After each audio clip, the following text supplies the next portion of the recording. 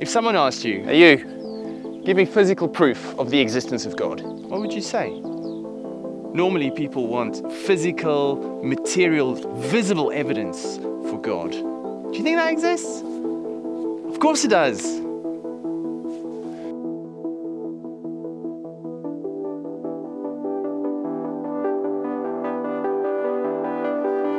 What is it then? The Bible? Jesus? The church? Well, the thing I'm talking about is both physical and immaterial. And we tend to leave it to children and teach them it because we want them to behave really well. You've lost me. Well, the thing I'm talking about is the fruits of the Spirit. Now, before you run off like that guy to go and watch another video, let me explain.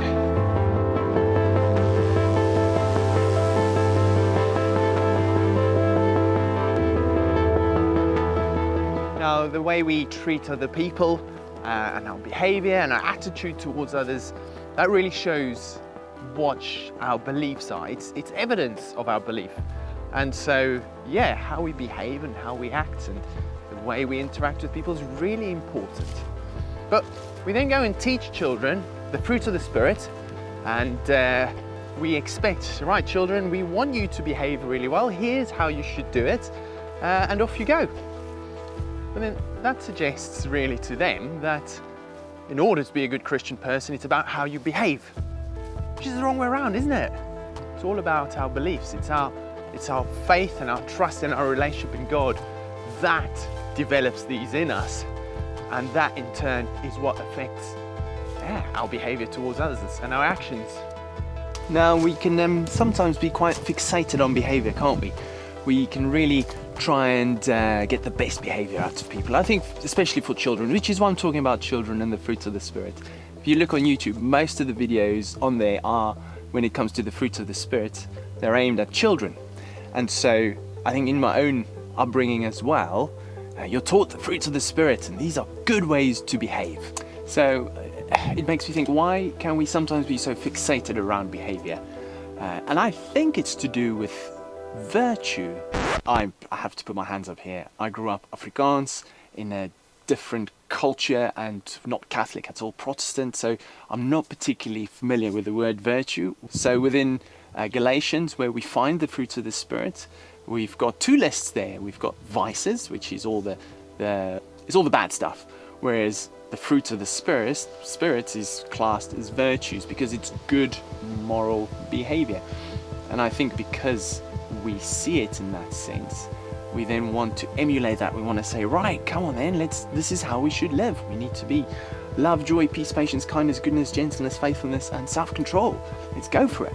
The Greeks, they also had virtue lists. Actually, ancient Greek philosophy, these were really important things because the Greeks were trying to work out how can we best work towards achieving happiness and a fulfilling life. And they said, well, if you strive for really good behavior, then that should reach you to the point of having a happy and good, fulfilling life. The one thing with the Greeks was they assumed that we as people are inherently good, which means actually within ourselves we have the capacity to do good, and all we need to do is continue to strive for this virtuous behavior, and the more we do that, the better a person we become. And as we strive for that, and as we become a better person, we will have a happy and fulfilling life. But that is completely different to the Bible starting point of us as people. Now, the Bible paints a very different picture of us as people. When it comes to describing who is good, only God is good.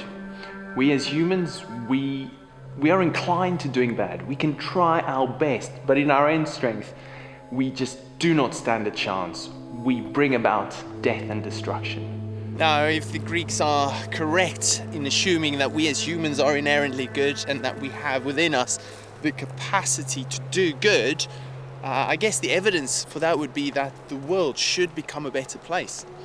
And actually that would suggest that there is no real necessity for God to intervene into the world. Actually, there's no necessity for God at all. And I don't really see that as being true, because if I look at the world around me, it's a mess still. We aren't getting better. The technology might advance, but, and yeah, doesn't really change the way we behave, does it?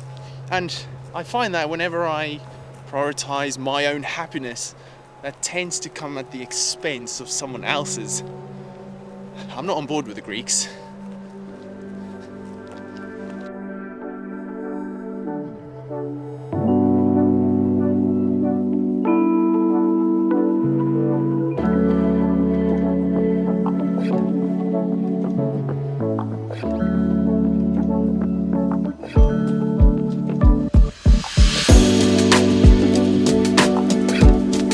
God is love, and he seeks to fill us with his joy and bring us peace.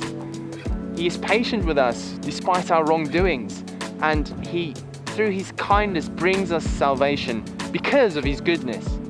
God's gentleness is nurturing, and he is slow to anger, and he perseveres to bring us back into his kingdom, even to the point of death for our sake. So you go.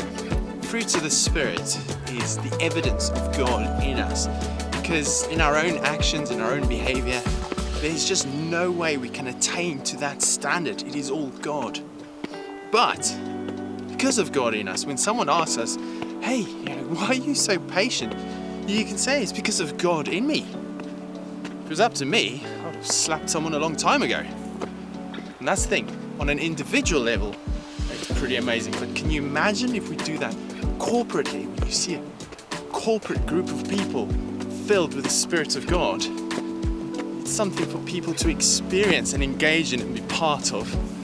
And there they will find evidence of the reality of God in this world.